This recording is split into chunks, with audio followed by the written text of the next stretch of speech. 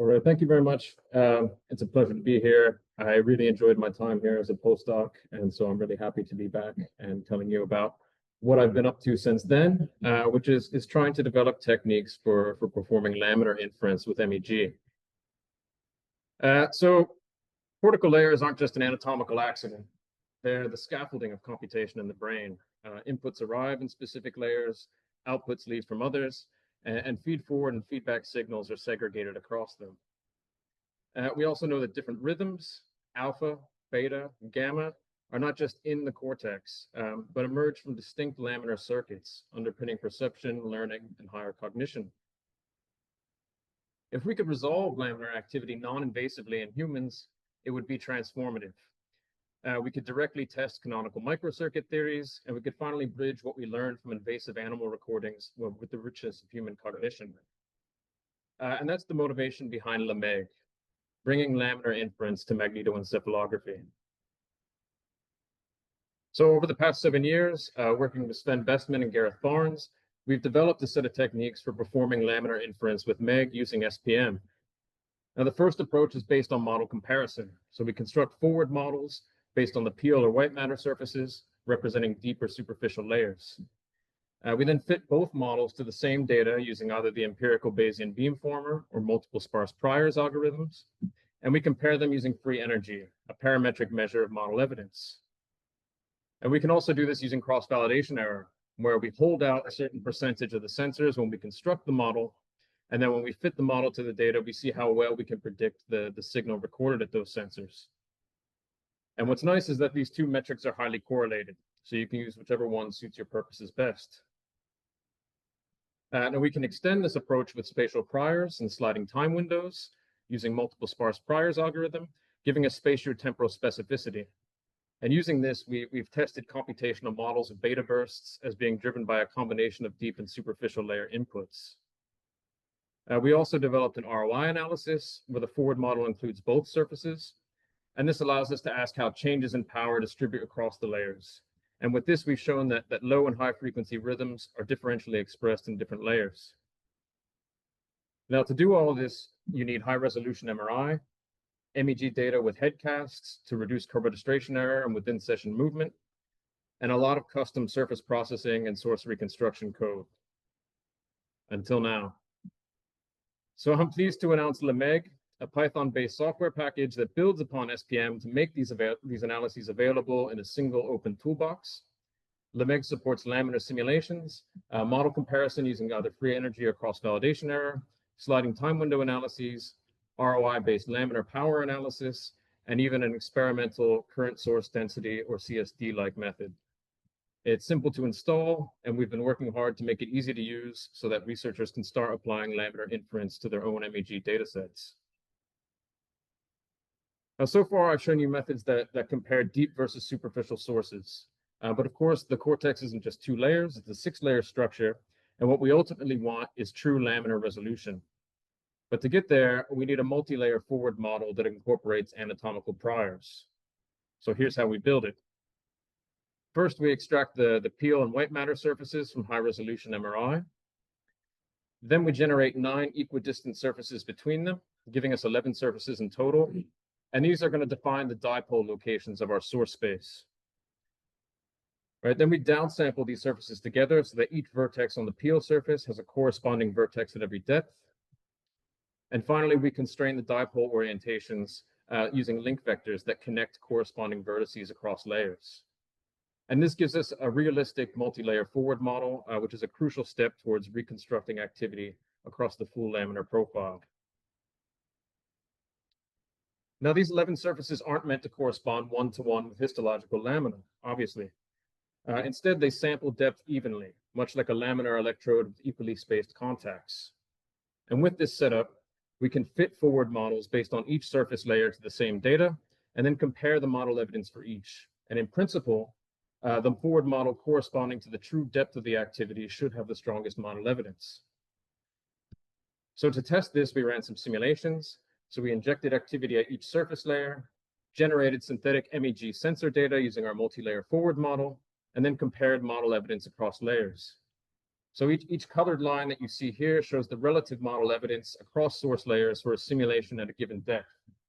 So for example, this light blue line is showing the model evidence across layers for a simulation of activity in the most superficial layer.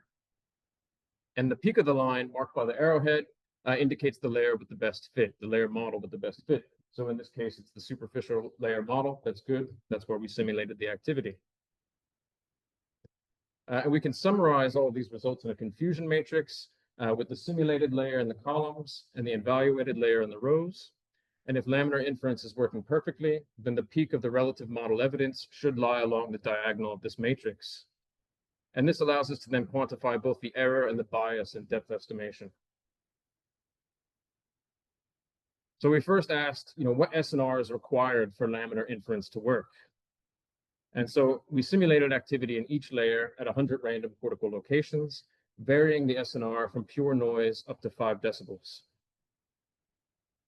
And so here I'm showing these result matrices for different levels of SNR. And as you can see, the result matrix becomes more diagonalized as the SNR increases. Using permutation tests, we found that once SNR reaches about negative 50 decibels, laminar inference is reliably more accurate than chance, and it's nearly perfect by negative 35 decibels. So this is a stringent but achievable regime. And next, we varied the co-registration error in our simulated data. So here the results were clear. The co-registration error had to be less than or equal to about 2 millimeters for accurate laminar inference. And importantly, both this level of accuracy and the SNR threshold that I just showed you are within the limits of what we can achieve using headcast MEG.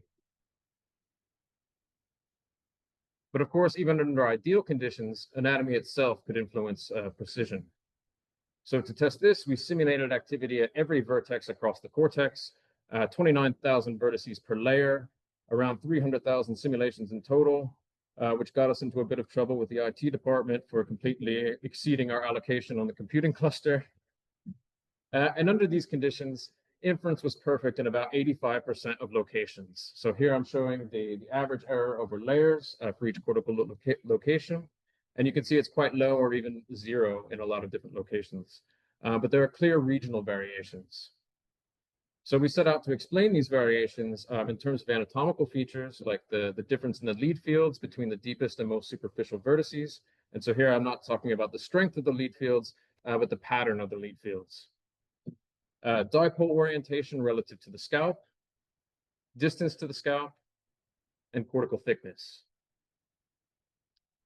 And so we found that these anatomical features indeed significantly predicted laminar inference error.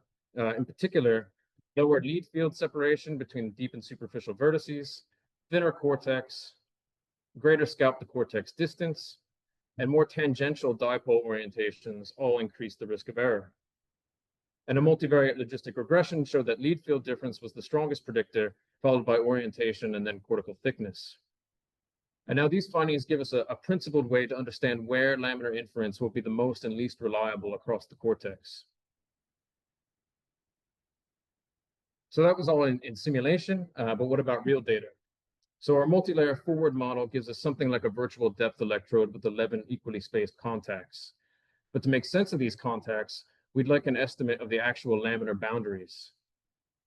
And so for this, we use the Big Brain Atlas, which is an ultra-high resolution histological reconstruction of a single human brain. And Conrad Voxtel and his colleagues have trained a convolutional neural network on this atlas to segment cortical layers, giving us whole brain maps of layer boundaries. And using the Big Brain Warp toolbox, we can warp these relative layer thickness maps onto each participant's brain, giving us a rough estimate of which histological layer each virtual contact corresponds to. So here I'm going to show data collected from 2 independent data sets, one collected here at UCL when I was a postdoc here, and one collected in Lyon in collaboration with Andrew Dykstra at the University of Miami. And so in both of these data sets, participants made button press responses, and we localized the initial component of this motor event-related field, the motor field, to primary motor cortex. And here I'm just highlighting this initial component. It peaks at around 150 milliseconds before movement. And so the black lines here are showing these source level motor event-related fields. So when we run our sliding time window laminar analysis on these ERFs at these locations, we see the dynamics of activity across lamina. So each colored line here shows the model evidence for each of our 6 cortical lamina models relative to the worst model at each time point, averaged over subjects.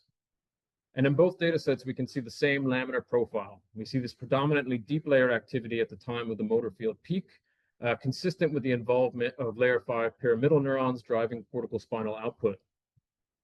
And we're now extending this approach to localize the other components, these other later components of the motor ERF, which aren't meant to be generated in the same patches of cortex, and also applying the same analysis to auditory and visual ERFs to start mapping the laminar dynamics of event-related fields more broadly. Now, these first applications show that LaMEG can recover lamina-specific signals in real data in line with what we would expect for these motor responses. And this takes me back to the motivation that I began with. If we can resolve laminar activity non-invasively, we can start to test theories of cortical computation in the human brain directly. All of this is implemented in LaMEG as an end-to-end pipeline, and this includes surface processing, so generating these intermediate surfaces, which you can do as finely as you like. Doesn't have to be 11, depends on how much RAM you have. We remove vertices cutting through the corpus callosum, which is just the way that the free surfer creates them. We combine the hemispheres and jointly downsample these intermediate surfaces to preserve vertex correspondence across depth, and that part's important for laminar comparison.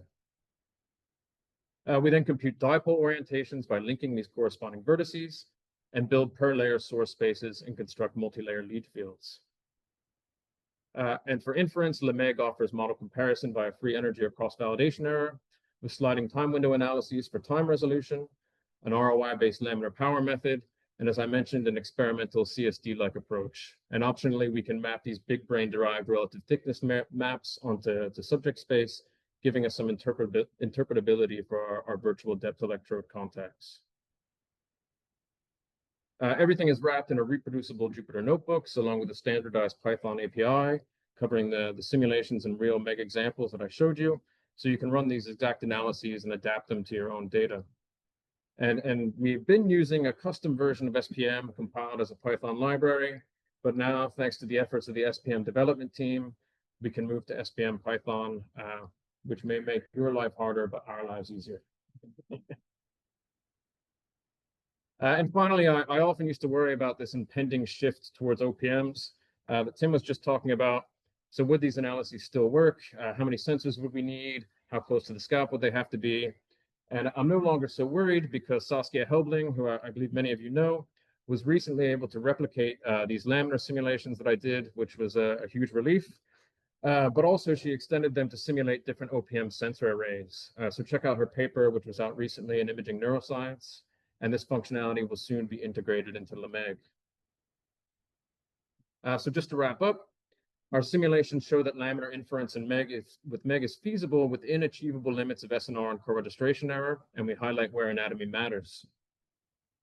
In real data, we've seen lamina-specific activity during motor ERFs, consistent with known neural circuit principles in data collected from 2 different sites. With LaMEG, these methods are now available in a unified open toolbox with simulations, real data analyses, and tutorials to get started.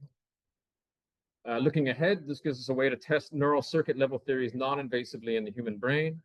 And we're currently using this to test circuit models of the auditory mismatch negativity, the auditory awareness negativity, and the generation of alpha and beta band activity. And that's the vision that I want to leave you with, moving from aggregate to layer-specific neural dynamics with LaMEG. And finally, as I mentioned, this is the result of work by many people over the past 7 years or so. So I'd like to thank all my lab members and collaborators who've contributed, as well as our funders. And I'd like to invite you all to give it a try and enjoy laminar inference with MEG.